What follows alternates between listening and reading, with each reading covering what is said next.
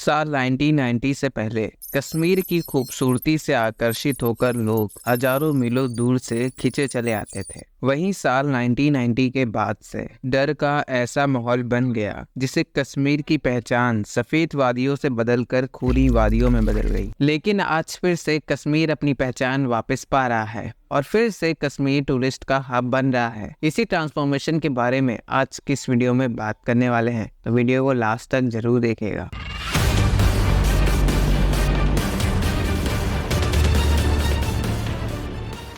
Indian independence act 1947 के provision के according सभी प्रिंसली स्टेट्स को 3 चॉइसेस मिली, जिसमें पहली चॉइस ये थी कि वो इंडिया के साथ मर्ज हो जाएं, सेकंड चॉइस या तो वो पाकिस्तान के साथ मर्ज हो जाएं, और थर्ड चॉइस ये थी कि वो सोवेरेन इंडिपेंडेंट भी रह सकते हैं। उस समय कश्मीर में डोगरा डायनेस्टी के शासक राजा हरि सिंह का शासन था। राजा हरि सिंह कश्मीर को एक इंडिपेंडेंट स्टेट रखने के पक्षधर थे, लेकिन जब पाकिस्तानी सेना ने कबीलाइयों के भेष में कश्मीर में हमला कर बलपूर्वक पाकिस्तान में मिलाना चाहा, फिर राजा हरि सिंह को कश्मीर को इंडिपेंडेंट रखने का विचार छोड़ना पड़ा। 26 अक्टूबर 1947 को राजा हरि सिंह ने इंस्ट्रूमेंट ऑफ एक्सेशन पर साइन कर कश्मीर को हमेशा के लिए भारत का अभिन्न अंग बना दिया। लेकिन उस समय की परिस्थितियों के चलते कश्मीर के लिए अदर प्रिंसली स्टेट्स से कुछ अलग special territory and transition provision करने पड़े, जिसके परिणाम के रूप में आर्टिकल 370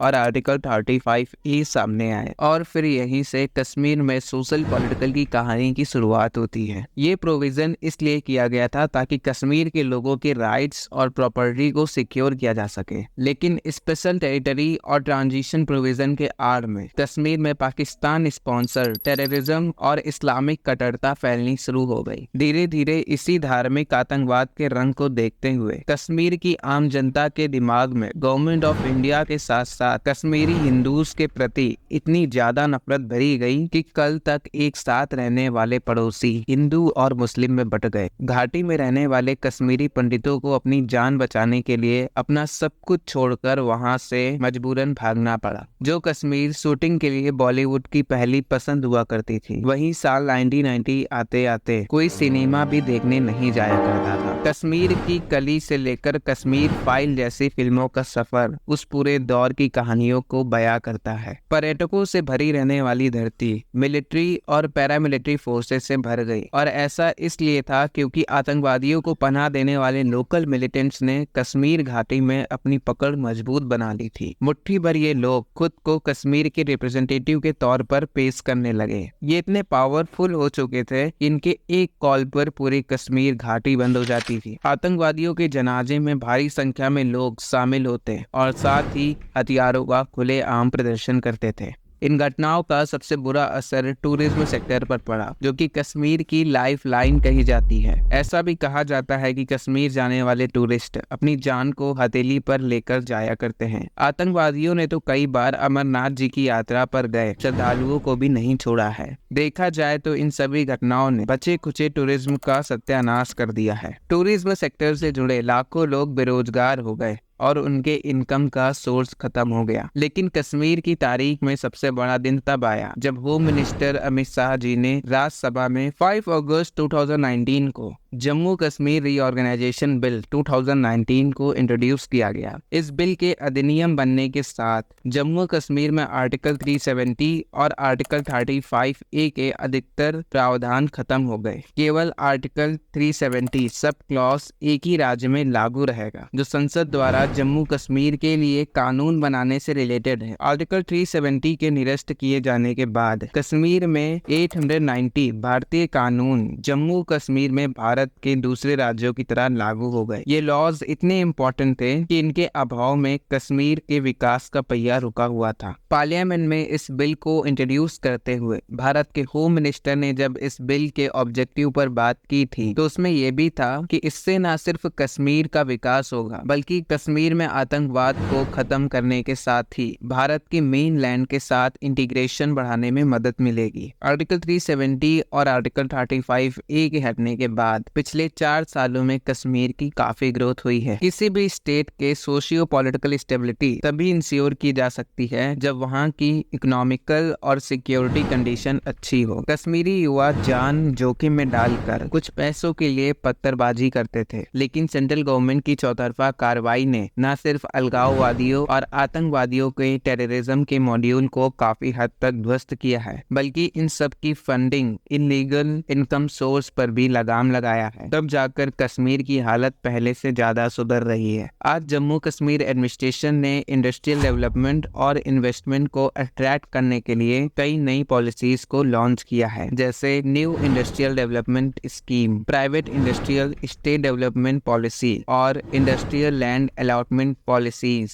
के जरिए जम्मू कश्मीर गवर्नमेंट और एडमिनिस्ट्रेशन ने जम्मू कश्मीर की तस्वीर को बदलने का प्रयास शुरू कर दिया है। हाल ही में जम्मू कश्मीर को 5 बिलियन इंडियन रुपीस का अपना फॉरेन इन्वेस्टमेंट दुबई में बुर्ज खलीफा बनाने वाली कंपनी MR ग्रुप की ओर से मिला है। लगातार कश्मीर को उसके विकास कार्यों के लिए अच्छा खासा बजट प्राप्त हो रहा है। इस साल जम्मू कश्मीर के लिए 1.18 लाख करोड़ रुपए का बजट लोकसभा ने अप्रूव किया, जिसमें इंफ्रास्ट्रक्चर और डेवलपमेंट पर फोकस करते हुए कैपिटल एक्सपेंडिचर के तहत 41,491 करोड़ रुपए खर्च किए जाएंगे। जम्मू कश्मीर ने 14.64% की इकोनॉमिकल ग्रोथ के साथ ही टैक्स रेवेन्यू में भी 31% की बढ़ोतरी हासिल की है। टूरिज्म सेक्टर हमेशा से जम्मू कश्मीर की पहचान रहा है। डिपार्टमेंट ऑफ टूरिज्म के मुताबिक साल 2022 में 19,985 फॉरेन टूरिस्ट कश्मीर आए थे, लेकिन इस साल ये आंकड़ा 8 महीने में ही 25,000 के पार चला गया है। साल 2022 में जम्मू कश्मीर में 1.88 करोड़ टूरिस्ट ने विजिट किया था और इस साल 2023 के पहले 7 महीनों में ही ये संख्या 1.27 करोड़ तक पहुंच गई है। साल खत्म होते होते ये संख्या 2.25 करोड़ के भी पार चली जाएगी और ये आंकड़े जम्मू कश्मीर के पीसफुल एनवायरनमेंट की कहानी को बहुत ही बखूबी बयां करते हैं। श्रीनगर में भारत ने 3rd G20 tourism working group meeting का सफल आयोजन कर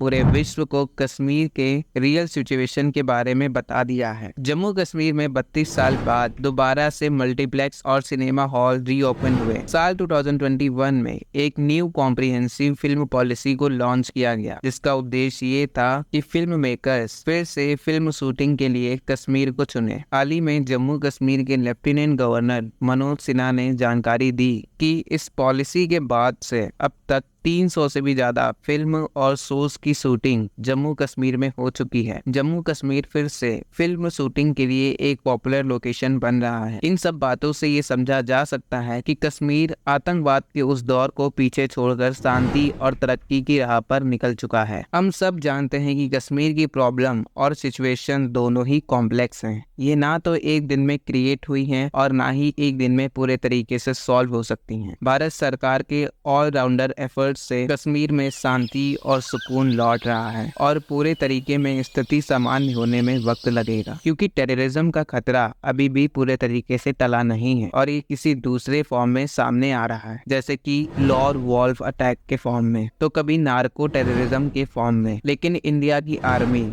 मिलिट्री, पैरामिलिट्री और लोकल पुलिस ने हर बार इनको करारा जवाब दिया है। इन सब के बावजूद कश्मीर का टेररिज्म से टूरिज्म तक का सफर भारत सरकार, जम्मू कश्मीर एडमिनिस्ट्रेशन और जम्मू कश्मीर के लोगों में नई उम्मीदें जगाई हैं। धन्यवाद।